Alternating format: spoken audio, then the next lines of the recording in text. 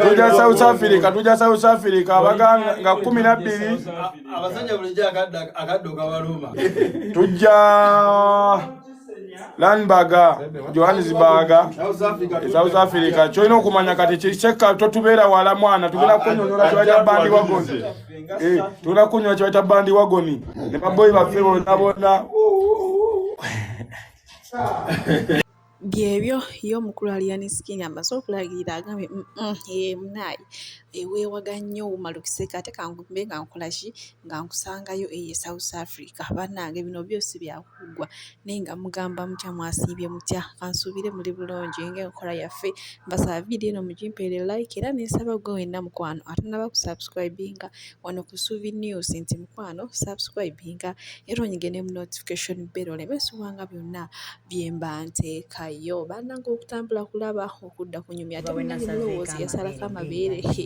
tayongedde okulumya abamusekerera ngamba kato yasazeeko amabeere afuuse musajja biki munnange esanya eri muliko lyamwokiwagonja maaso wano yenna nnaakulaga ali fayini olw'okuba nga takyayina mabeere bannange Suzan Makula ne Pastor Bujingo mbayina maaso wano nammwe ekyetaagisa nga mbeerabiddeko saagala omanyi bagamba kiba kibi okulaba omuntu mukama omukulu kansooke mbatereko ka vidiyo njagala okwebaza Musonga Bujingo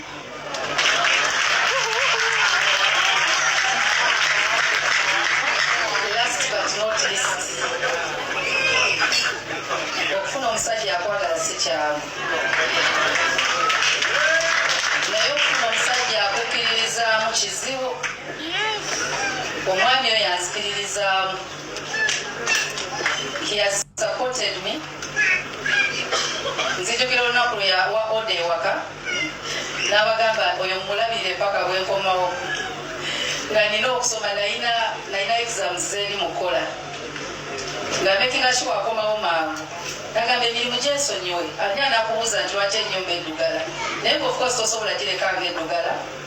naye thank you honey.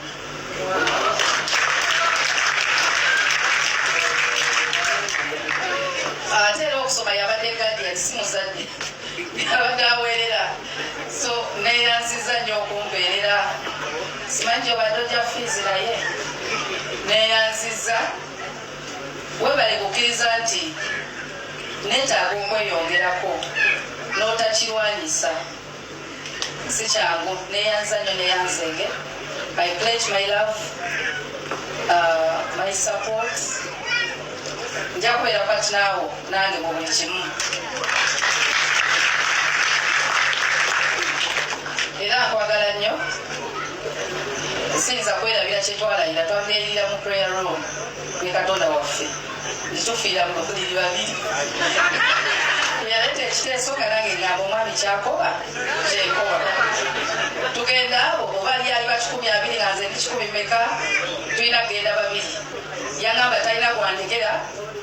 nange negamba olabe Kampala bazibu nange sirina bwe mulekera so tugenda abo naye neyanza nnyo neyanzeege njagala okwebaza omwami ataliwo bebekulu muyita papa nina ensonga zange nnyingi omwana w'omulwadde ali mudwalo yabadde alina okubeerawo ba ibrake bonna nkulfiga mwena mwebale omwami bebekulu alina time gye nali mpitamu ndowooza nga alina okunkubira essimu buli lunaku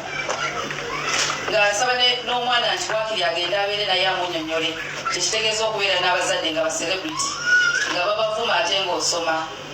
njagala omwebaza ne mukyala we yankoledde keeke eno ng'ekirabo so kati afumba keeki mukyala ziwena bwabanga olina abazadde bwe bati tasobodde omwami kubeera wali muto yangambe ajja kujaleza basaawa 4 za kiro naye njagala kumwebaza mwebale nnyo mwebalire ddala ebigambo bibadde bingi kyobanaga amazima gali nti laava enyuma era gwe wenna akiwakanya osobola okubuuza Suzan Makula ate naddala ng'erimu ssente Pastor Bujingo alina kyeyawadde Suzan Makula banaye kasooke mbatereko ka vidiyo nammwe ate musobola okuba nga mukyerabirako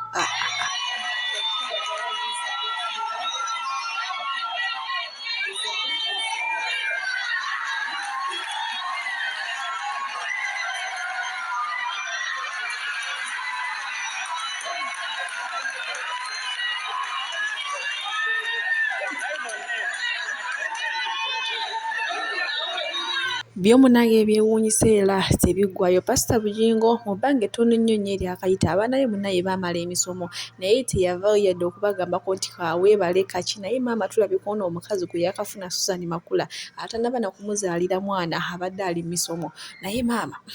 ng'esaanya erimuliko ebirabo lekaleka bannange ye njogera ekindekeki era bomunange abatiimu Teddy Bujingo bo banyivu ku kikolwa ono omusajja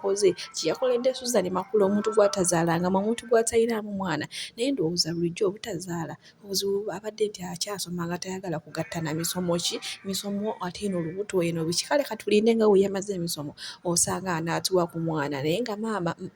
ebyewuunyisa byo tebiggwa mu nsi abaana baamala emisomo wabula ekyokubanga okubeebaza yabawereekiriza bigambo ate bibi ebinene naye munnange wano omukyala gwe yakafuna lisenti lijjojjo wano maama yayogedde ebigambo byo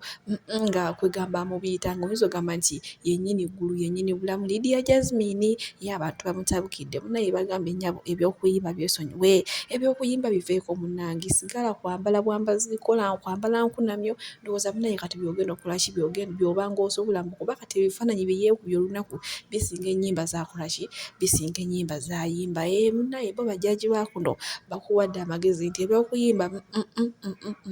mukwano byo byalema kati sigala mbifaananyi ebyokuyimba byo biteere ddala si bigambo byange wabula bigambo by'abajjaaji maaso wano Deriki wa radio alina kyagamba Alien Skin katukiwulirize. Luno olutalo lwa Alien Skin lulabika si lwakugoba ne mutuvuga speed obwedda nzunga ninga mukira mu kanzu left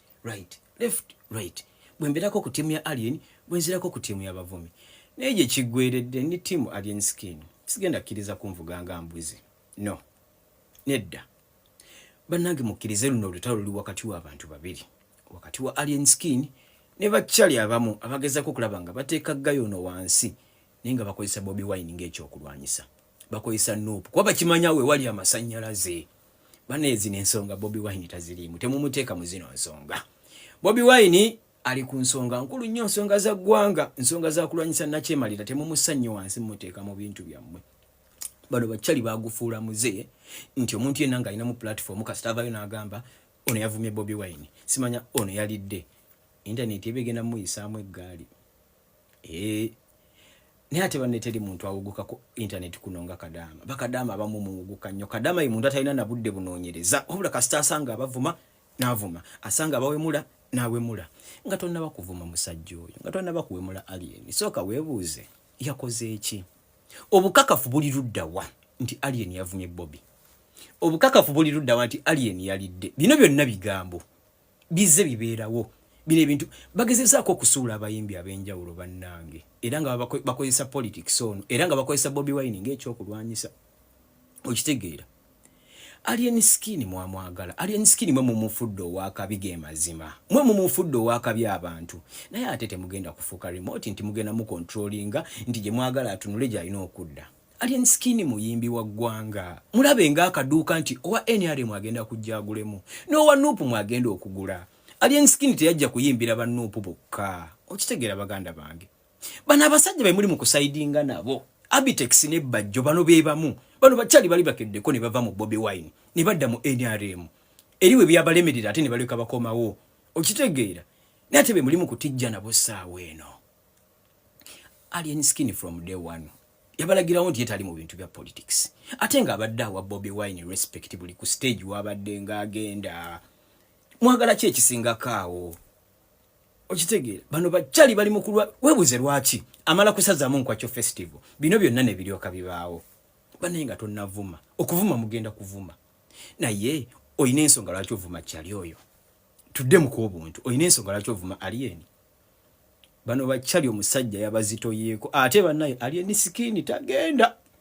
Alien Skin yabalaze tagenda mutiisiza abayimbi ab'enjawulo nga bagenda ne bakkakkana naye Alien Skin abalaze talina gy'alaga ate n'abantu abategeera nze ndi omu ku abo batagenda kuva mu Alien kyonna kye kiri bano bakyali okuwoggana ennyo okwogera ennyo tekibafuula kuba nti ate basinga okwagala Bobi bano naffe Bobi Wine tumwagala naye ate tugenda kuyimirirawo ku mazima Alien Skin talina kye yakoze omusajja mwalimaganye bulemaganye naye kakati mugezaako okumulwanyisa temuyina gye mugenda kumusuula musaaga Spice Dana temwabimukola taliiwo tayimba abantu